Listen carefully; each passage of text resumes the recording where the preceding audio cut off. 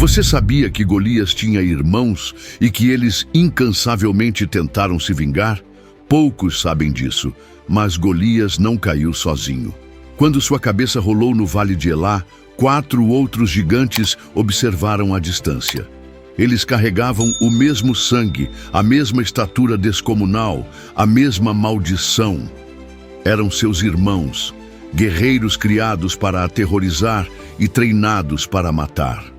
E naquele dia, enquanto Israel celebrava a queda do maior inimigo que já haviam enfrentado algo silencioso e sombrio, nasceu entre os sobreviventes o desejo de vingança, uma vingança antiga, fria e espiritual, que se tornaria uma das histórias mais ocultas das Escrituras. Uma vingança que quase matou o rei de Israel. A Bíblia não nos apresenta Golias como um ser isolado, mas como parte de uma linhagem ancestral de gigantes. Ele era um dos filhos de Gat, uma cidade que abrigava descendentes dos Refaíns, os gigantes que habitavam a terra antes e depois do dilúvio. Em 2 Samuel, capítulo 21, versículo 22, está escrito: Estes 4 nasceram ao gigante em Gat e caíram pela mão de Davi e pela mão dos seus servos. Isso revela que o embate com Golias foi apenas o primeiro capítulo de uma guerra muito mais profunda, travada entre o povo de Deus e uma linhagem espiritual corrompida. Davi matou Golias com uma pedra e uma funda, mas o que ele atingiu naquele dia foi algo muito mais antigo.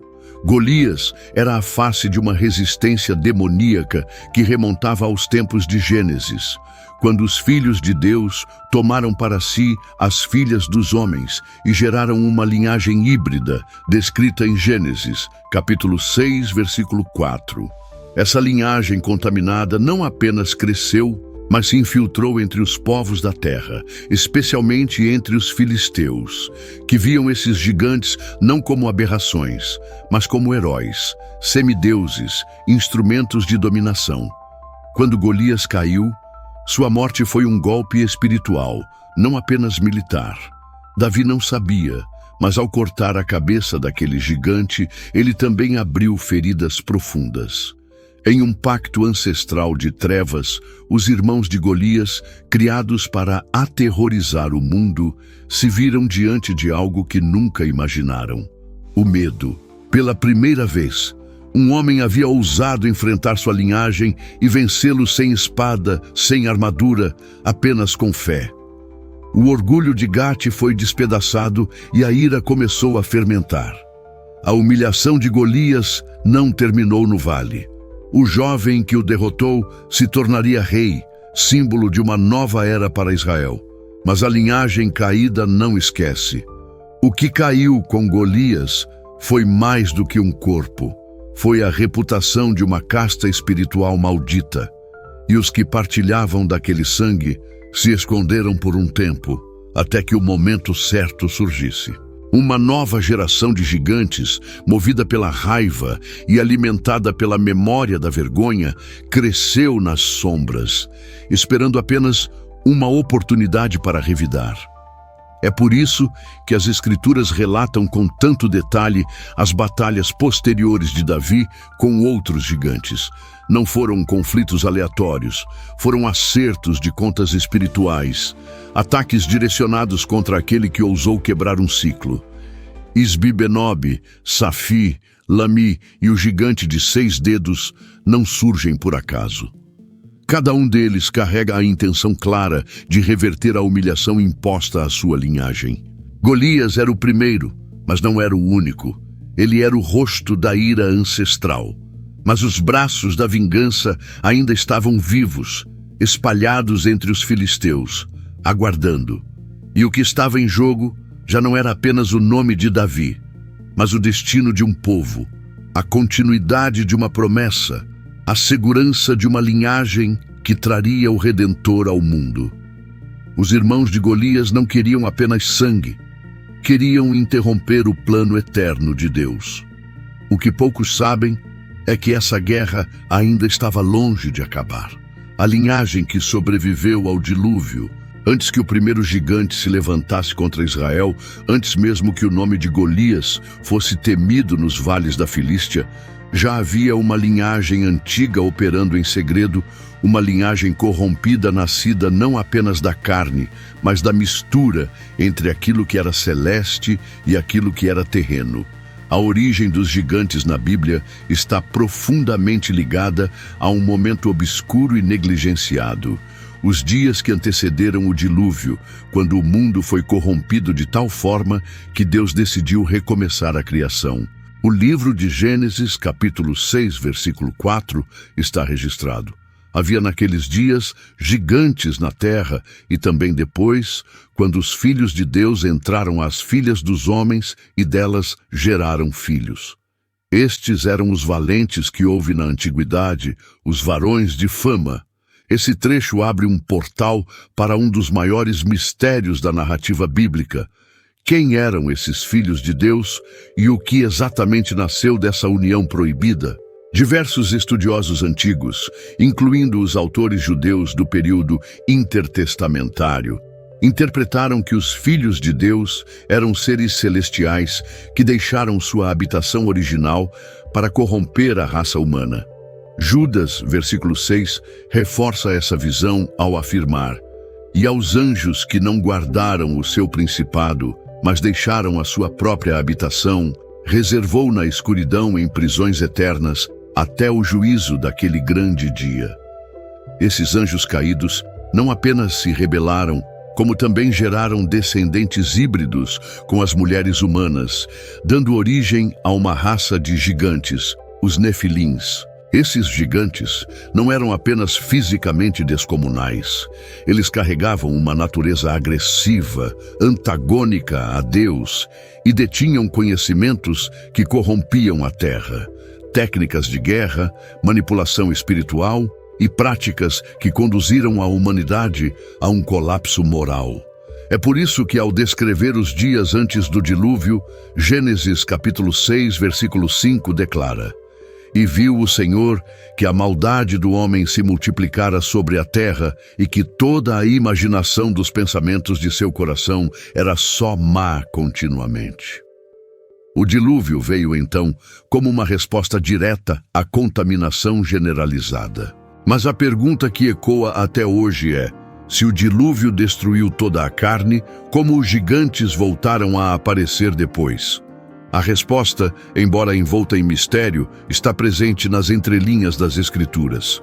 Em Números, capítulo 13, versículo 33, os espias enviados por Moisés relatam: "Também vimos ali gigantes, filhos de Enaque, descendentes dos gigantes, e éramos aos nossos olhos como gafanhotos, e assim também éramos aos seus olhos." Isso prova que a semente espiritual dos Nefilins não foi completamente eliminada. Alguns estudiosos sugerem que parte da linhagem dos Refaíns sobreviveu por meio das esposas dos filhos de Noé, carregando o DNA da corrupção. Outros apontam para uma nova incursão angelical após o dilúvio em menor escala, dando origem aos descendentes que mais tarde seriam chamados de Refaíns, Anaquins, Zanzumins e Emins, nomes que aparecem nos registros históricos de Deuteronômio e Josué como remanescentes dos gigantes.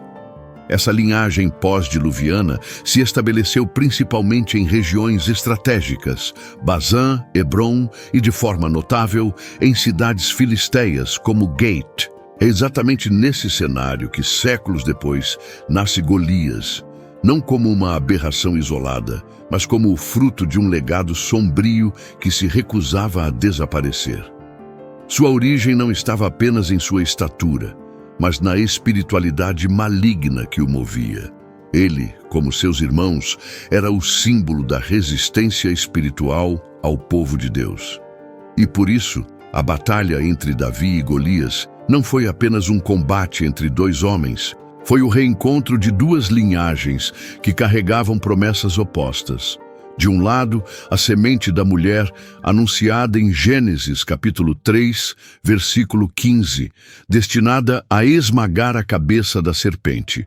Do outro, a descendência corrompida, que desde o princípio buscava impedir que essa promessa se cumprisse. Quando Davi derrotou Golias, ele não sabia, mas estava reeditando uma batalha que começou muito antes de seu nascimento.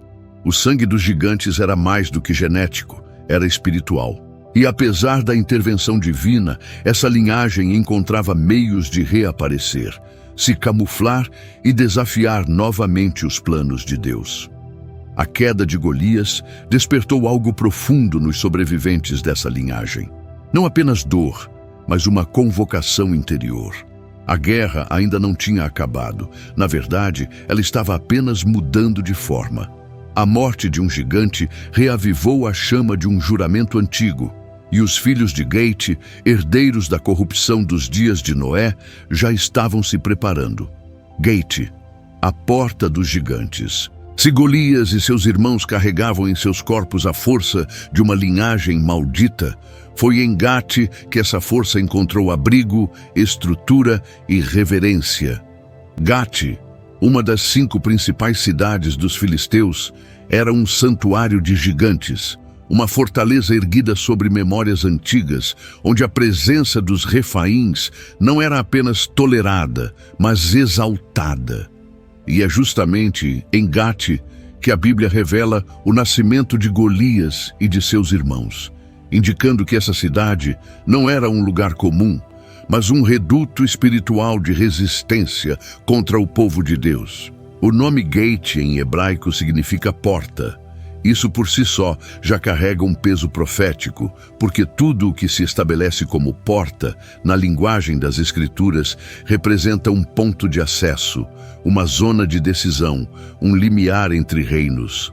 Em Gênesis, capítulo 28, versículo 17, Jacó, ao despertar de sua visão celestial, diz: "Este não é outro lugar senão a casa de Deus, e esta é a porta dos céus." E se há uma porta para o céu, também existem portas erguidas contra o reino de Deus. Gate era uma delas. Ali, os gigantes não apenas viviam, eles reinavam. Gate era o território onde a presença espiritual dos refaíns ainda era ativa.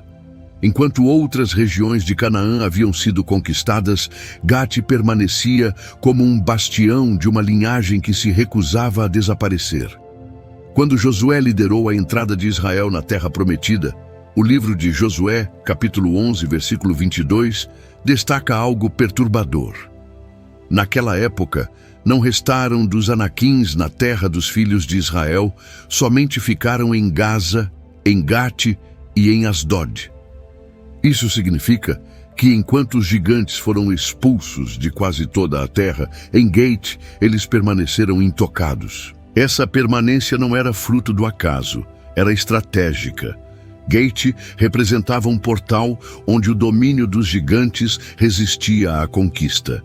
Era o último bastião de uma cultura que venerava a força bruta, a idolatria e os deuses pagãos que abençoavam os filhos de Enaque.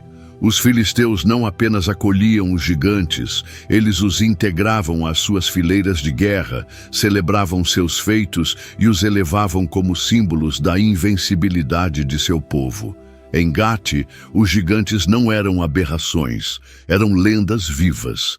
E é exatamente dessa cidade que Golias surge como o maior expoente dessa herança sombria. Sua altura, sua armadura, sua confiança, tudo nele carregava o peso de uma cidade que o havia moldado para aterrorizar, não apenas inimigos físicos, mas o plano de Deus. Golias não se via como um soldado qualquer. Ele era o guardião de uma porta, alguém que foi criado para impedir o avanço de uma promessa. A simbologia de Gate como porta também revela o porquê da intensidade da vingança após sua queda. Quando Davi derrotou Golias, ele não apenas matou um guerreiro, ele fechou um ciclo de domínio espiritual. A derrota de Golias foi um golpe direto em Gate, no orgulho daquela cidade, na estrutura espiritual que sustentava a presença dos gigantes. Por isso, a reação que se seguiu foi intensa, silenciosa e vingativa. Era como se aquela porta tivesse sido violada, e o ódio dos que ali permaneceram começou a se espalhar como um fogo que busca consumir tudo ao redor. Não por acaso, os 4 gigantes que se levantam posteriormente também tiveram origem em Gate. Eles são frutos diretos da humilhação pública que aquela cidade sofreu diante de Israel. E quando 2 Samuel, capítulo 21, registra suas mortes, o texto faz questão de repetir: estes 4 nasceram ao gigante em Gate. A repetição não é apenas genealógica, é uma marca espiritual. Todos eles carregavam dentro de si o peso de uma cidade ferida que desejava vingança. Gate, portanto, não era apenas o local de origem de Golias e seus irmãos.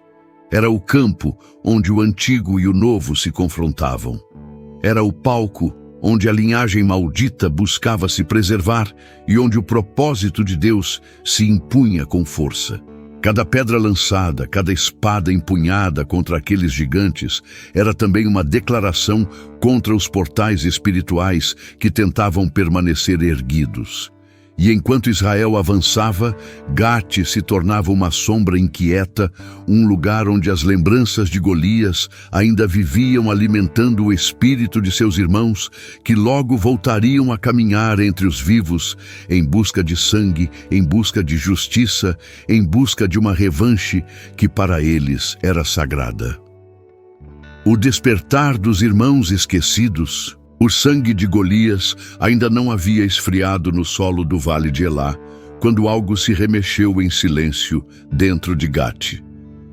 O gigante que havia caído diante do jovem Davi não era apenas um soldado, mas o símbolo da força filisteia, da herança dos Refaíns, da memória viva de uma era em que os gigantes caminhavam entre os homens com domínio e terror.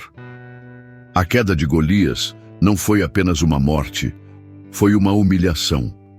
E para aqueles que compartilhavam do mesmo sangue, essa vergonha precisava ser lavada. Os irmãos de Golias estavam vivos e, mais do que isso, estavam presentes. Embora a Bíblia não dê todos os detalhes de suas vidas antes da queda do gigante, ela os menciona com clareza e propósito depois de sua morte. Eles não surgem do nada, mas como uma continuação direta da narrativa espiritual iniciada com Davi e Golias. Em 2 Samuel, capítulo 21, versículo 22, é revelado que 4 gigantes, todos nascidos em Gate, enfrentaram Davi e seus servos. Cada um deles, de forma distinta, representa a encarnação de um desejo ancestral: vingar a desonra de Golias. O primeiro a se levantar foi Isbi-Benob, um nome estranho para muitos, mas que carrega um significado profundo. A Bíblia o descreve como um guerreiro cuja lança de bronze pesava mais de 13 libras e que empunhava uma espada nova, forjada com um único propósito: matar o rei de Israel. Isbi-Benob não era apenas um soldado buscando glória.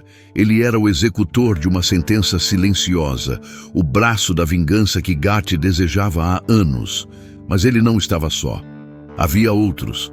Seif, também mencionado como Safat, era outro descendente da linhagem de gigantes que encontrou seu fim em batalha.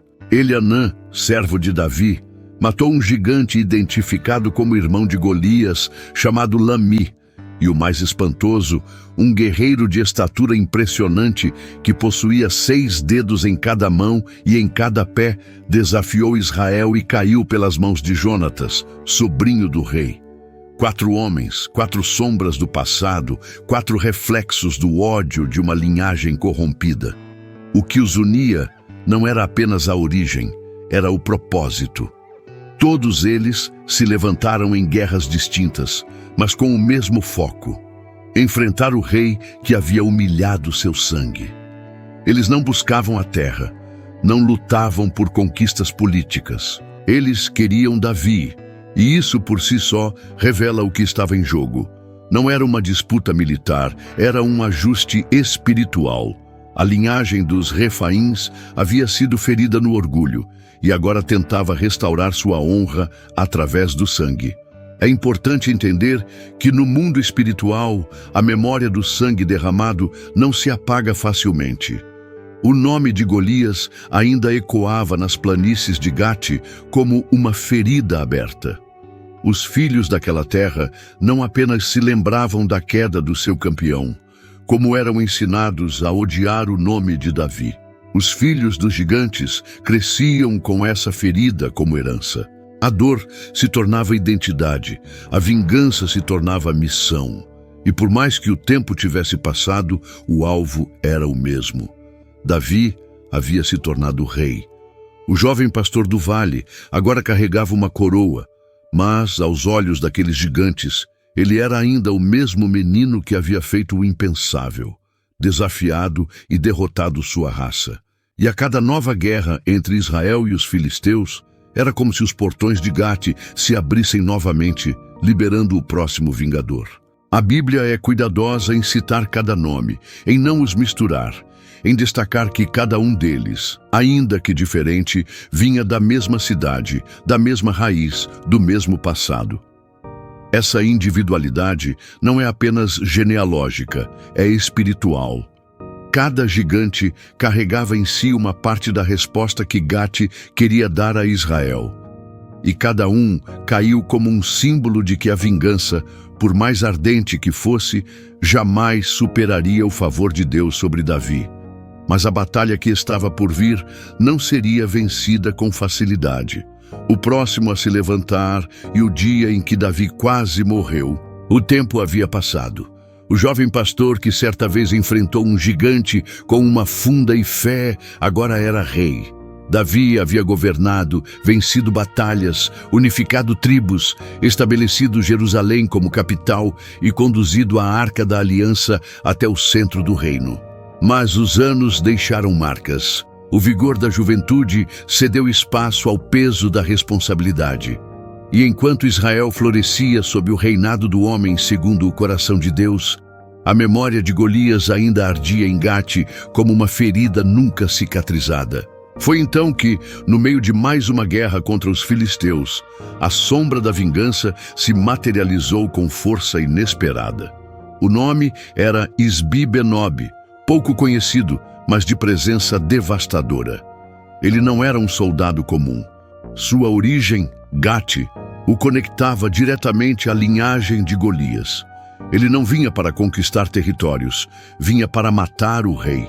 O livro de 2 Samuel, capítulo 21, versículo 16, revela: E Isbi-Benob, que era dos filhos do gigante, cuja lança pesava 300 siclos de bronze e que cingia uma espada nova, intentou ferir a Davi. A Bíblia é precisa. Esse ataque não foi ao acaso, não foi um encontro aleatório no campo de batalha. Isbi-Benob havia se preparado, se armado, se posicionado com um objetivo singular. Seu coração não queimava por guerra, mas por justiça ancestral. Ele acreditava ser um instrumento de vingança pelos irmãos caídos. Davi, já envelhecido, estava no campo. Ele sempre estivera com seu povo, liderando, orando, inspirando. Mas desta vez, o campo de batalha não o favorecia. O cansaço era visível. Seus reflexos já não eram os mesmos, e o gigante, percebendo a vulnerabilidade, avançou. A espada que carregava era nova, feita sob medida. Seu peso, sua lâmina, sua fúria, tudo convergia para o golpe final. Davi se viu diante da morte de forma brutal, direta e silenciosa. Nenhum guerreiro havia chegado tão perto de apagar a lâmpada de Israel. Isbi-Benob ergueu sua arma e, por instantes, a história pareceu prestes a se inverter. O gigante não apenas tinha a força, tinha o tempo, tinha o momento. Mas o que ele não sabia era que Davi, mesmo fraco no corpo, ainda estava cercado por homens que carregavam o mesmo espírito de fé que o havia acompanhado desde a juventude. Abissai, filho de Zeruia, irmão de Joabe e sobrinho de Davi, surge na narrativa como o instrumento de salvação divina. O mesmo texto bíblico diz: porém, Abissai, filho de Zeruia, socorreu-o e feriu o filisteu e o matou. A aparição de Abissai não foi uma casualidade. Ele representa a geração que se levantava para defender não apenas um rei, mas o propósito que Deus havia estabelecido através dele. Era a continuação viva da aliança, o braço estendido de Deus em momento de fraqueza humana. O impacto desse episódio foi tão profundo que os soldados de Davi tomaram uma decisão definitiva. Em 2 Samuel, capítulo 21, versículo 17, eles disseram: Então os homens de Davi lhe juraram, dizendo: Nunca mais sairás conosco à batalha, para que não apagues a lâmpada de Israel. Essa declaração carrega um peso espiritual intenso. Eles não viam mais Davi como apenas um guerreiro ou um estrategista. Eles o viam como a lâmpada que iluminava o caminho do povo, a presença do favor de Deus em meio ao caos das guerras. A quase morte de Davi revelou algo mais profundo. A batalha contra os gigantes não era mais uma missão individual. O tempo do pastor solitário havia terminado. Agora, a guerra era coletiva. A promessa que Deus havia feito precisava ser guardada, protegida e sustentada por outros homens dispostos a arriscar a própria vida por algo que transcendia a política e a estratégia militar. Era uma guerra contra uma linhagem espiritual e cada sobrevivente precisava se posicionar. Isbi-Benob caiu, mas sua tentativa deixou um rastro. Gate havia enviado o seu melhor guerreiro. A vingança estava em curso e, mesmo com a intervenção de Abissai, a tensão não cessou. O inimigo não recua facilmente quando acredita estar cumprindo uma missão de sangue. E enquanto Davi recuava do campo, seus servos permaneciam em alerta, pois sabiam que a ameaça ainda não havia sido completamente extinta. Os irmãos de Golias não lutavam apenas com lanças e espadas. Eles lutavam com memórias, com a dor de um nome que havia sido ridicularizado diante de toda uma nação. Cada golpe desferido contra Israel era para eles um tributo à vergonha de Golias, uma tentativa de restaurar aquilo que havia sido destruído por um menino com uma pedra. A vingança não havia terminado. Isbi-Benob foi apenas o primeiro a tentar, mas outros se levantariam com armas novas, nomes desconhecidos e uma fúria antiga pulsando nos olhos. O colapso de uma linhagem amaldiçoada. Antes de continuarmos, se este conteúdo tem abençoado sua vida, curta, comente e compartilhe. Seu amém nos comentários faz toda a diferença para alcançarmos mais pessoas. Se inscreva no canal e, se quiser abençoar o canal, clique no botão Valeu e deixe uma oferta de qualquer valor ou se torne membro. Assim, continuamos investindo em pesquisa e melhorias para abençoar ainda mais a sua vida. Continuando, a morte de Isbi-Benob foi um alívio temporário. O que parecia o fim de uma ameaça revelou-se apenas o primeiro ato de uma sequência de confrontos marcados pela urgência espiritual. A linhagem de Golias ainda respirava. 3 outros gigantes, cada um com traços próprios de força e deformidade, ainda se moviam pelas fronteiras da Filístia, carregando o juramento de vingança de Gate. O primeiro deles foi Seif, um guerreiro de postura imponente, cujo nome significa esmagador. Sua figura parece ter sido cercada por um clima de terror nos campos de batalha. Embora o texto sagrado forneça poucos detalhes sobre sua estatura ou armamento, seu nome e origem são suficientes para revelar que sua missão era continuar o legado do medo. Representava o esforço da linhagem dos Refaíns em manter o domínio simbólico sobre o imaginário de Israel. O domínio do terror silencioso, da sombra que se impõe sem dizer uma palavra. Em mais uma das batalhas entre os exércitos de Israel e os filisteus, Saf enfrentou os servos de Davi. E assim, como Benob, não resistiu à espada que representava a fidelidade à aliança de Deus com o seu povo. O texto não registra o nome do guerreiro que o matou, mas registra o fato: Saf caiu. Outro gigante foi vencido. Outra tentativa de vingança fracassou. Em seguida, em uma nova batalha travada na cidade de Gob, foi a vez de Lami, identificado em 1 Crônicas, capítulo 20, versículo 5, como irmão de Golias. Sua menção traz um detalhe impactante. Ele carregava uma lança semelhante à de seu irmão, feita com a mesma tecnologia brutal, com a haste semelhante ao eixo de um tecelão. Lami era mais do que um descendente. Ele era um espelho do próprio Golias, uma cópia de força e técnica, treinado talvez para um dia restaurar a honra da família. Mas ele também caiu.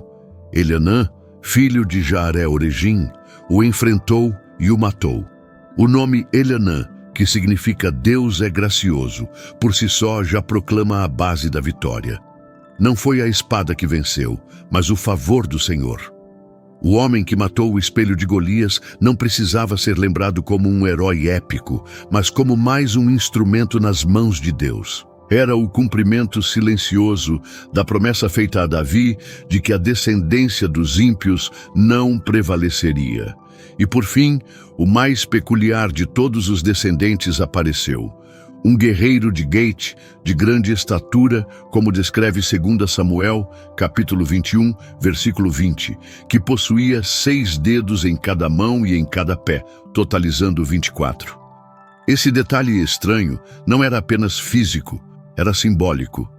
Na cultura bíblica, o número 6 representa imperfeição, repetição humana, tentativa constante de alcançar a plenitude divina, sem nunca conseguir. Ter 6 dedos era carregar em si a marca de uma humanidade corrompida, deformada, arrogante.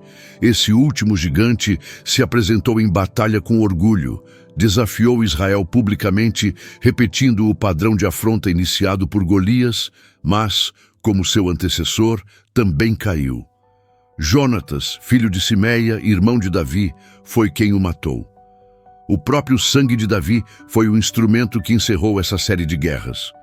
4 gigantes, 4 tentativas, 4 derrotas. O texto em 2 Samuel, capítulo 21, versículo 22, faz questão de destacar: estes 4 nasceram ao gigante em Gate e caíram pela mão de Davi e pela mão dos seus servos.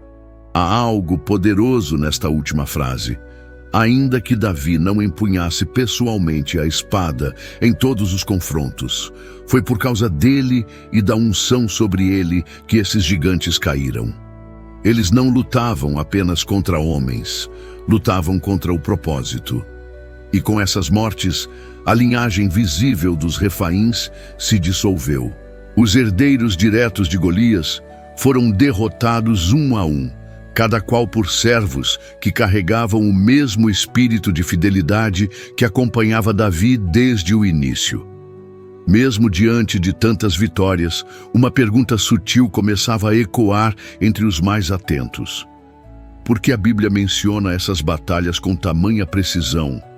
Por que registrar nomes, detalhes, armas, deformidades? O que há por trás dessa preservação minuciosa? A resposta pode estar nas guerras que foram deixadas de lado, naquelas que quase ninguém menciona, nos confrontos esquecidos que ainda têm algo a ensinar. As guerras esquecidas da Bíblia. Poucas histórias bíblicas foram tão contadas, recontadas e celebradas quanto o dia em que Davi enfrentou Golias no Vale de Elá. A imagem do jovem com sua funda derrubando o gigante com uma pedra atravessou gerações como símbolo de fé inabalável diante do impossível.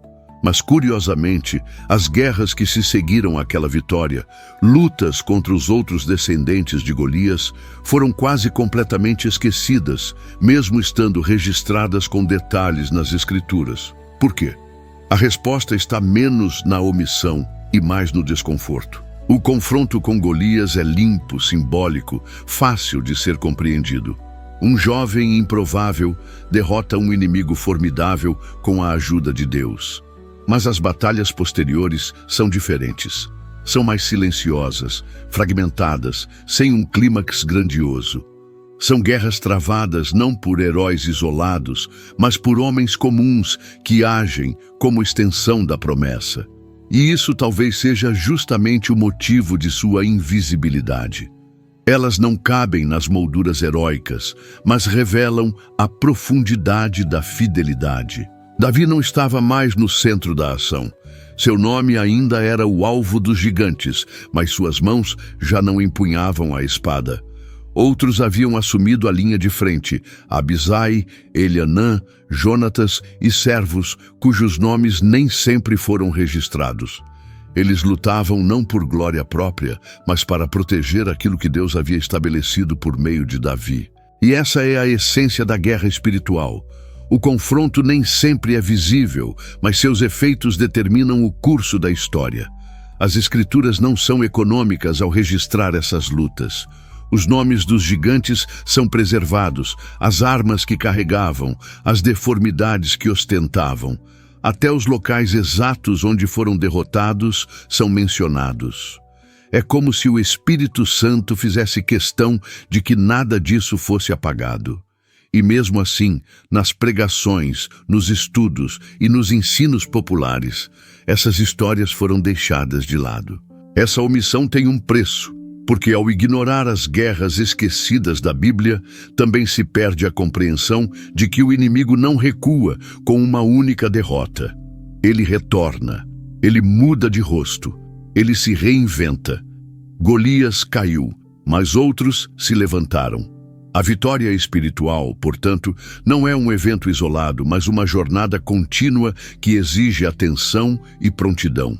Os gigantes que vieram depois de Golias representam os ciclos espirituais de resistência que tentam se perpetuar quando não são cortados pela raiz. Existe ainda outro detalhe que contribui para o silêncio em torno dessas guerras: o fato de que elas não resultaram em conquistas territoriais, nem em coroações, nem em eventos celebratórios. Elas foram travadas pelo simples motivo de preservar o que já havia sido conquistado. E isso é algo que exige mais maturidade do que emoção. Defender o propósito é mais trabalhoso do que iniciar um novo. Os servos de Davi não estavam buscando glória. Eles estavam sustentando uma promessa, e isso os coloca em um lugar de honra ainda maior, porque não foram motivados por reconhecimento, mas por convicção. Eles entenderam que a guerra espiritual não termina com uma grande vitória. Ela continua nas trincheiras silenciosas, onde os herdeiros da promessa precisam se levantar para manter aquilo que foi estabelecido. As guerras esquecidas da Bíblia são um chamado à consciência, um lembrete de que os gigantes de ontem podem ter novos nomes hoje, novas faces, novos métodos, mas continuam tentando apagar aquilo que Deus escreveu com fidelidade. Quando a memória espiritual se apaga, o campo de batalha se torna vulnerável. Por isso, essas histórias, mesmo pouco mencionadas, foram preservadas. Elas são um mapa para os dias em que a luta já não é grandiosa, mas ainda é vital. Cada gigante morto depois de Golias foi uma resposta direta de Deus ao espírito de vingança que habitava em Gate. Cada servo que empunhou a espada se tornou, ainda que brevemente, uma extensão da unção de Davi. E cada vitória silenciosa ecoa até hoje como lembrete de que não há batalha pequena quando o propósito de Deus está em jogo. E se tantos esqueceram essas guerras, foi porque pararam de procurar as marcas discretas da fidelidade nas entrelinhas das Escrituras. Mas aqueles que atentam ao detalhe, à sequência, à estrutura espiritual da história, reconhecem que essas batalhas escondem um mistério ainda mais profundo. O que realmente aconteceu com essa linhagem?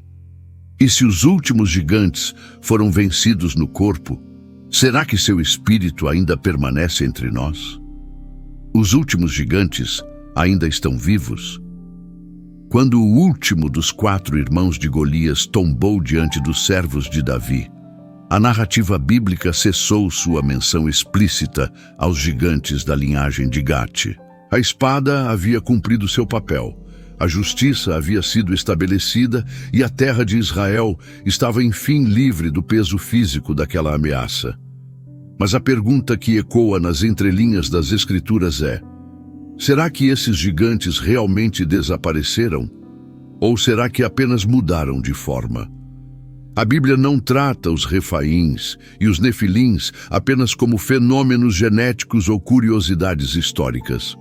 Desde o livro de Gênesis, a sua presença é associada a um colapso espiritual da humanidade. Em Gênesis capítulo 6, versículo 5, após mencionar os gigantes, está escrito: "E viu o Senhor que a maldade do homem se multiplicara sobre a terra, e que toda a imaginação dos pensamentos do seu coração era só má continuamente." A presença desses seres coincide com a degradação espiritual generalizada da humanidade, uma geração que rejeitava a santidade, a verdade e a justiça. Jesus, ao falar sobre o fim dos tempos, não ignorou isso. Em Mateus capítulo 24, versículo 37, ele declarou: "E como foi nos dias de Noé, assim será também a vinda do Filho do Homem." Essa afirmação não é uma metáfora poética, mas um sinal direto. Jesus está nos dizendo que os padrões espirituais que precederam o dilúvio, incluindo a corrupção dos anjos caídos, a violência desmedida e a confusão entre o sagrado e o profano, retornarão nos últimos dias. O espírito que habitava nos gigantes, portanto, não foi enterrado com seus corpos. Ele sobrevive. A linhagem dos gigantes era mais do que carne. Era uma operação espiritual. Era o reflexo de uma rebelião antiga, de uma resistência organizada contra a ordem divina. Os Refaíns caíram fisicamente, mas o padrão que representavam continuou se manifestando na história da humanidade. A arrogância que desafia Deus, a força que oprime os justos, a cultura que exalta o orgulho e a autossuficiência. Tudo isso são expressões modernas dos antigos gigantes. Nos nossos dias, os gigantes já não caminham em campos de guerra com lanças pesadas, mas se disfarçam nas estruturas do mundo. Assumem o controle de sistemas que minam a fé, que distorcem a verdade, que perseguem silenciosamente os princípios do reino de Deus. São ideologias, tecnologias, influências culturais, governos e vozes que zombam da santidade com a mesma insolência com que Golias zombou do Deus de Israel. Esses novos gigantes não têm 6 dedos visíveis, mas suas ações revelam uma deformidade espiritual muito mais profunda. Eles não medem mais de 3 metros, mas o impacto que causam na fé, na família e na verdade ultrapassa qualquer medida humana. Eles são alimentados pelo mesmo espírito, o de destruição, dominação e desprezo pelo Altíssimo. E diante disso, a pergunta inevitável se impõe: estamos preparados? Nos dias de Davi, bastou um servo disposto, uma pedra bem lançada e uma confiança inabalável para derrubar um gigante. Mas hoje, os servos estão distraídos, as pedras estão esquecidas e a fé foi trocada por pragmatismo. O espírito dos Refaíns continua ativo, mas os guardiões da promessa parecem cada vez mais silenciosos. É por isso que essas histórias esquecidas precisam ser redescobertas, porque elas não são apenas memórias do passado, elas são mapas espirituais para o presente. Nos mostram que o inimigo não desaparece, ele se transforma, que as guerras mais importantes nem sempre são visíveis, que o campo de batalha pode ser o coração, a mente, a cultura, e que o mesmo Deus que deu vitória aos servos de Davi continua procurando homens e mulheres dispostos a empunhar a espada da verdade com coragem e fidelidade. Os últimos gigantes não estão mais nas campinas de Gati, estão nas esferas que moldam o mundo moderno, estão nas narrativas que zombam da cruz, nas estruturas que negam a autoridade de Deus e nos altares construídos para ídolos de poder, vaidade e controle. Mas a promessa ainda é a mesma. 1000 cairão ao teu lado e 10.000 à tua direita, mas tu não serás atingido. Salmo 91, versículo 7. A guerra continua, e embora os nomes tenham mudado, a essência da batalha é a mesma. A linhagem dos gigantes caiu diante da unção e da fidelidade e cairá de novo diante daqueles que se levantarem, não em nome de si mesmos, mas em nome do Senhor dos Exércitos. Talvez você nunca tenha imaginado que a queda de Golias foi apenas o início de uma história ainda mais profunda, mais sombria e cheia de significado espiritual. Ao longo dos séculos, tantas batalhas foram esquecidas, tantos nomes se apagaram, tantas guerras silenciosas foram travadas por homens comuns, mas cheios de fé. Os gigantes se foram, mas os princípios que os sustentavam continuam desafiando o povo de Deus até hoje. Eles não vêm mais com lanças, nem caminham entre colinas, mas se escondem na cultura, nas ideias, nas vozes que zombam da verdade, nas estruturas que querem apagar a identidade de quem somos. O mundo moderno está cheio de gigantes invisíveis que tentam todos os dias calar o que Deus plantou em nós. E talvez, sem perceber, você esteja vivendo no campo de batalha agora mesmo. Mas a boa notícia é que o mesmo Deus que livrou Davi da espada de Golias, o mesmo Deus que fortaleceu os servos para derrotar os irmãos do gigante, ainda está de pé. Ele ainda luta por aqueles que confiam no seu nome. Ele não esqueceu de você. Ele não está em silêncio. Ele está te chamando para se posicionar. Não importa quão grandes sejam os gigantes que você enfrenta, eles podem se levantar contra sua casa, seus filhos, sua fé, seus sonhos, mas nenhum deles é maior do que o propósito que Deus tem para a sua vida. Porque quando a unção está sobre alguém, nenhum refaim pode permanecer de pé. E se hoje, ao ouvir tudo isso, você sente que também precisa de um recomeço, de uma nova chance, ou de voltar ao caminho do qual um dia se afastou, então escute a voz que está falando dentro do seu coração agora. Hoje, se você deseja se reconciliar com nosso Salvador Jesus Cristo por ter se afastado dos caminhos, ou se quer iniciar uma nova jornada rumo à salvação eterna, comente aqui embaixo: eu já aceito o Senhor Jesus como o meu único e suficiente Senhor e Salvador da minha vida. Se essa mensagem tocou você, comente Amém aqui nos comentários para que ela alcance mais vidas e seja levada a outros corações que precisam ouvir essa verdade. Compartilhe essa palavra. Deixe Deus usar você também. A guerra continua, mas a vitória já tem dono. Até a próxima.